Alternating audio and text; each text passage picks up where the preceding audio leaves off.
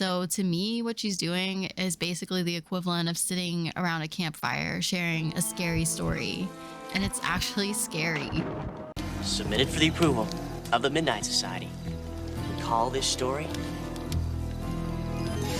The Tale of Fat Acceptance. Hey, welcome back to the channel. My name's Nadia. Thank you so much for coming to hang out on another video with me. I am excited about the video for today, but before we start, I just need to say thank you so much to everyone who's gotten the channel to over 4K subs so far. I really appreciate it. Thank you so much. We can get started. We talk about thin privilege, and this is a really good example. So I am making my breakfast, and I have a piece of pizza from Domino's left that I didn't finish last night, and it sounded really good, so I'm eating it. Because I exist in a smaller body, you're probably like, wow, good for her. Like, she has food freedom, she doesn't restrict herself, she doesn't say pizza's only a dinner food, things like that. But now I want you to think, if I was in a bigger body, would you still be thinking the same things? Would you still say, good for her? Or would you say, are you sure you want to eat that? Something to think about. Get all that from looking at a cold pizza, man? For me personally, I don't really view eating cold pizza for breakfast as food freedom. It doesn't come across as brave or empowering because she's smaller. My first thoughts are more like, I don't know if I could stomach cold pizza in the morning, but that's not a big statement coming from me because I really don't eat breakfast frequently at all. I don't feel hungry in the morning. That's obviously my personal experience and preferences. But those aside, most American breakfast foods aren't really that great, honestly.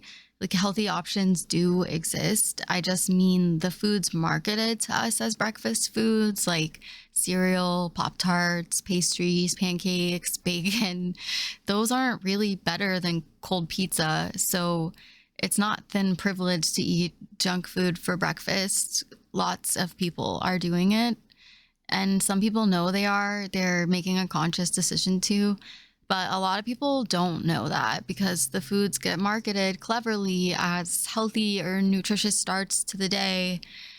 I kind of want to do a whole video about some of the ways that they get to market these junk foods as health foods because it is really clever. By the end of this movie, I was also sick and nearly dead of boredom.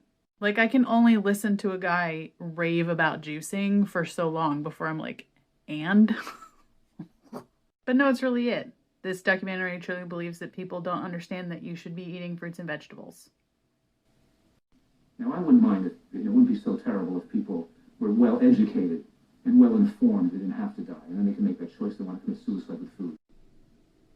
They'll say that, and then they'll never address how you need to have access to those fresh foods to begin with. Plus, access to a place to cook those foods, time to cook those foods, the mental capacity to meal plan those foods. And that doesn't even guarantee that it's going to make you healthier. I'm going to wrap with a really great question from this documentary. Say this works. Yeah. Say it adds 5 years to your life. Maybe 10. Yeah. What are you going to do with it? Your move, health-obsessed juice people. Scientists believe that the first human being who will live 150 years has already been born. I believe I am that human being.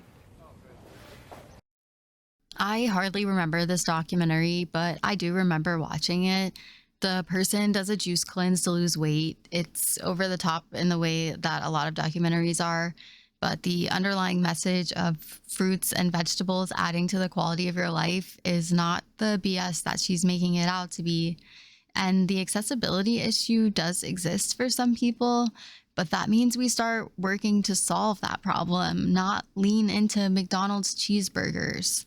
And eating right helps with the capacity to do the things you need to do, while eating junk foods helps continue the cycle of low energy, low motivation, concentration, whatever it might be.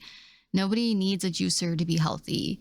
And if the only veggies you can buy are frozen, not fresh, that's miles better than living off the dollar menu.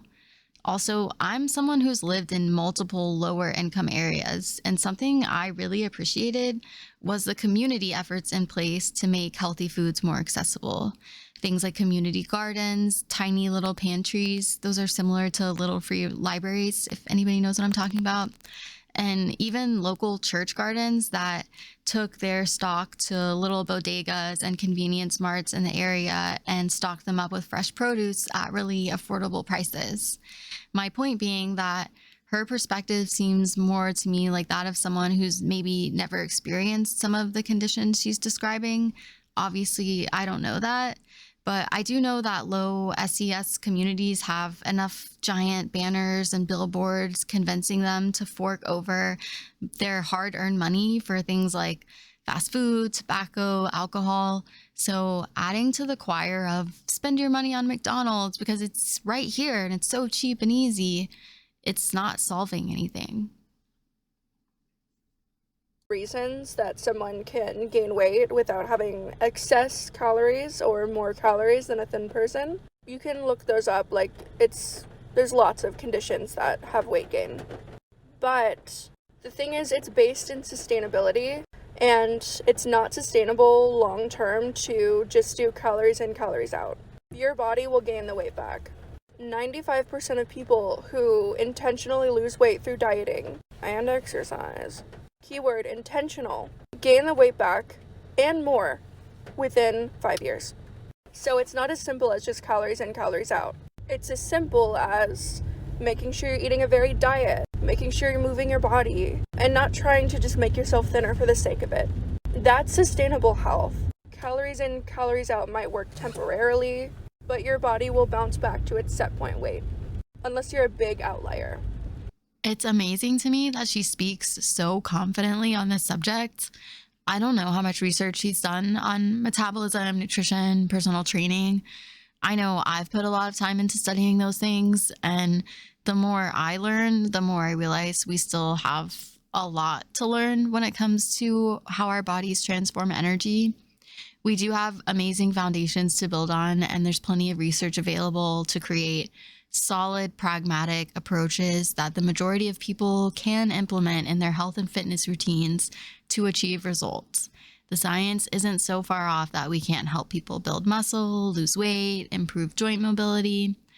But the fact that she feels so confident spewing these stats at people like it's the golden rules, it's just a big red flag to me. And it bothers me because I know some people, including myself, when I'm ignorant on a subject, are actually compelled by those statistics when they're spouted with that level of conviction. And when I began to try to track down where this 95% stat comes from, I couldn't really do that. I'm not really sure if she knows either. And I found a good description for this. It's clinical lore. And this particular clinical lore, the 95% of people will gain the weight back, it's integral to the mystification of fat itself in this movement. So to me, what she's doing is basically the equivalent of sitting around a campfire sharing a scary story. And it's actually scary. Submitted for the approval of the Midnight Society. We call this story The Tale of Fat Acceptance. Kids should eat whatever they want. And so should everyone else. You joke around with them, you give them pizza, you give them candy, you let them live their lives. They're adults, for God's sake. I mean, what is there even to say here besides this is obviously terrible advice? I'm not a mom, but I can imagine what would happen if I let my kid pick whatever they wanted to eat. Saying everyone should eat whatever they want to eat is also not the full story. Food is not a prize. It's the gas we put in our tank, to make an ugly metaphor. So when you fuel up your car, do you shove anything resembling gas inside of your tank, or do you pick the fuel designed to power your engine? If you do the first one, you're not going to get very far. Our bodies aren't so dissimilar. You're going to get a lot farther on the foods your body actually needs as opposed to the foods you only eat to satisfy taste pleasure. And personally, I've noticed when my body eats more of the right foods, I don't really crave the bad ones as much. That's personal experience, obviously.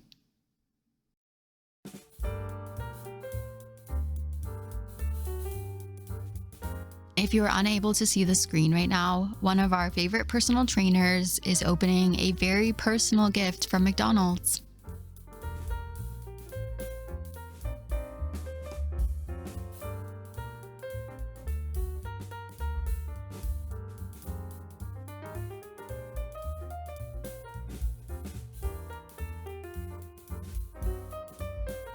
To be perfectly honest, when I came across this, I was grinning from ear to ear. I've just been waiting for this, basically. I've even talked with some of you in the comments about this because her content is just so next level to me. I've questioned, is she trying to get sponsored by literal fast food itself?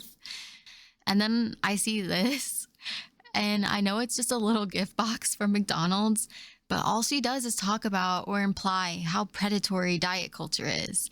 And if you know me or this channel, I talk a lot about how predatory fast food culture and subsidies are. Tell me this isn't McDonald's saying, "Hey Laura, we see you promoting our cheeseburgers as health food, and we love it. Keep up the amazing work." I mean, honestly, this is diet culture. Being congratulated for promoting cheeseburgers by a corporation like McDonald's is diet culture. If I were someone who made a living off of promoting a healthy lifestyle to the public, and McDonald's was like, "Hey Nadia, I'm loving it," that would be a little bit of a wake-up call for me, personally, just me. I'm gonna sign off today with Lawrence. So I was having a sort out in my room because obviously I've got a new carpet, and I come across my old shorts when I started TikTok. Now, I've not lost a lot of weight recently, yeah, these are skin tight, but I've definitely lost a lot of inches, right, and gained a few at the same time. That video is so crazy to me.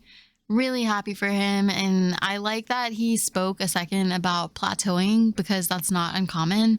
Revisions and routine are necessary on weight loss journeys, but he's obviously still really encouraged and motivating himself instead of getting hung up on the numbers on the scale, and I just love all of this. I really like seeing how much he smiles now compared to his older videos.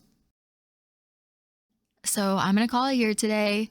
I have been looking into other content, both related and unrelated to fat acceptance, that I'm working on. I found an old show focused on weight loss with a twist, and I think it's really interesting, and I want to share it with you guys. Also, I made an Instagram. There is nothing on it, but I'm going to start sharing more personal lifestyle, health, food, whatever content on there. So if you are interested in connecting with me outside of just my videos, then I am linking my Instagram. That's it for today. Please let me know what you thought about the video down below. Take care, everybody, and I will see you in the next one.